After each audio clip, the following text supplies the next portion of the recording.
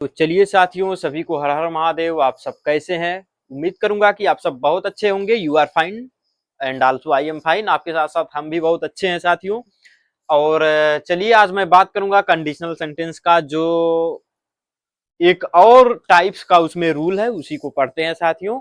हमने conditional sentence की total साथियों 5 से 6 क्लास प्रोवाइड की आपको।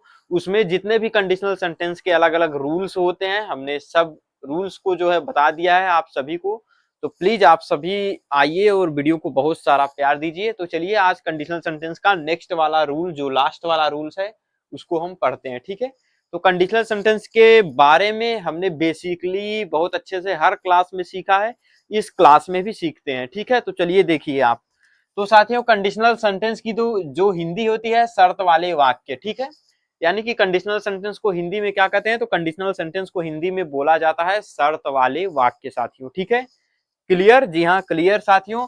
तो रूल्स क्या है? देखो, ऐसे वाक्य जिसमें क्या हो, यदि शब्द लगा हो, यानी कि यदि बोले तो इफ लगा हो, उसे क्या कहते हैं? कंडीशनल सेंटेंस कहते हैं।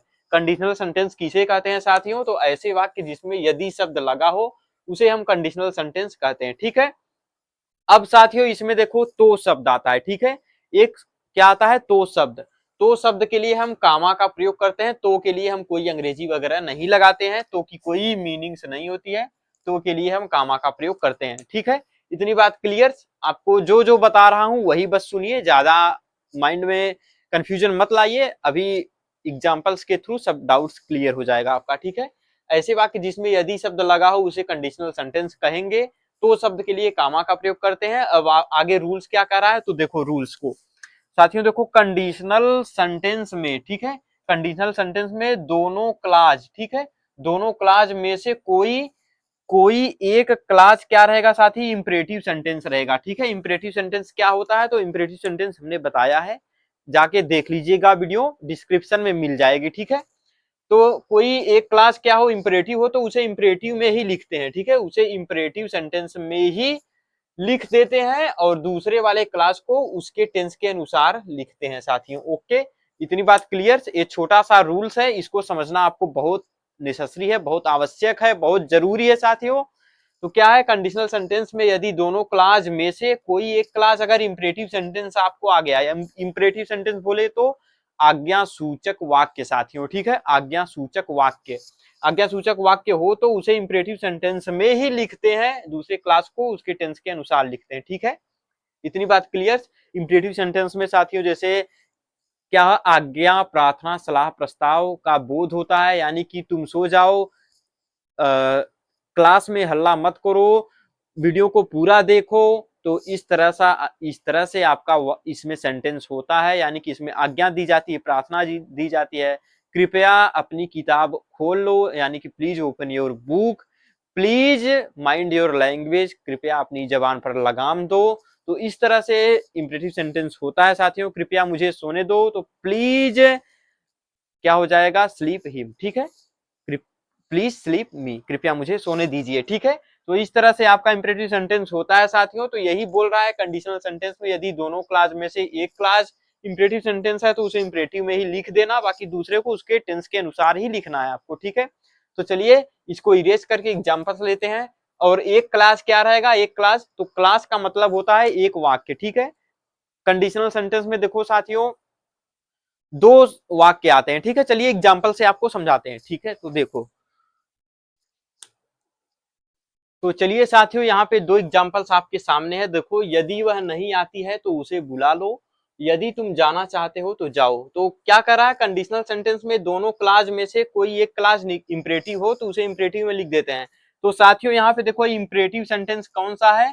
तो इंपरेटिव सेंटेंस यही पे है साथियों, उसे बुला लो और क्या है, जाओ। ठीक है, जाओ। ठीक है, तो इंपरेटिव सेंटेंस में हमने क्या बताया था कि इंपरेटिव सेंटेंस में सब्जेक्ट जो हमेशा यू होता है, जो कि छिपा रहता है, उसे लिखते नहीं है।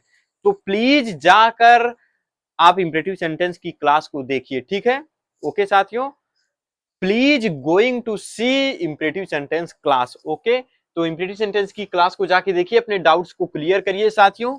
यहाँ पे फिलहाल हम कंडीशनल सेंटेंस पढ़ा रहे हैं आप सभी को।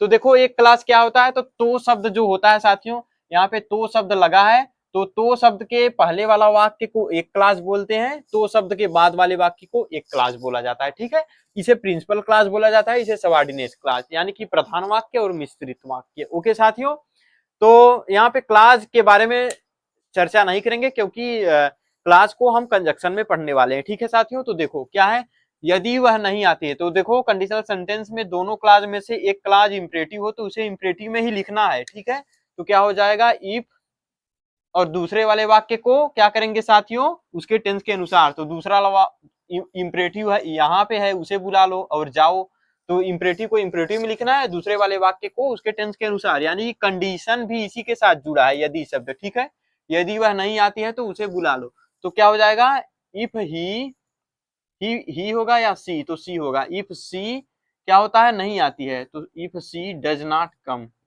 If she does not come. देखो ये आपका प्रेजेंट इंडेफिनिट टेंस है साथियों, तो इसे प्रेजेंट इंडेफिनिट टेंस में ही लिखना है। रूल्स आपका क्या कर रहा है, दूसरे वाले क्लास को उसके टेंस के अनुसार लिखना है।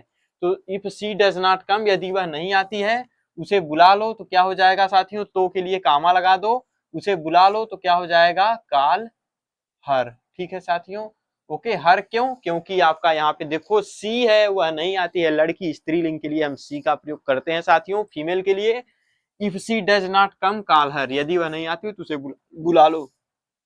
अब क्या नीचे यदि तुम जाना चाहते हो तो इसे भी ऐसे ही लिख दो, if you want to go, if you want to go, यदि तुम जाना चाहते हो तो जाओ, तो के लिए कामा लगा दो, उसके बाद गो। ओके साथियों, क्लियर, जाओ। देखो इंपेरेटिव सेंटेंस में यू हमेशा होता है, उसे बुला लो, कौन बुलाएगा, तुम बुलाओगे ना, तो जाओ कौन जाएगा, तुम जाओ। इंपेरेटिव सेंटेंस में ऑलवेज सब्जेक्ट क्या होता है, यू ही होता है, जिसे लिखते नहीं है, छिपा रहता है। If you want to go, यदि तुम जाना चाहते हो तो जाओ।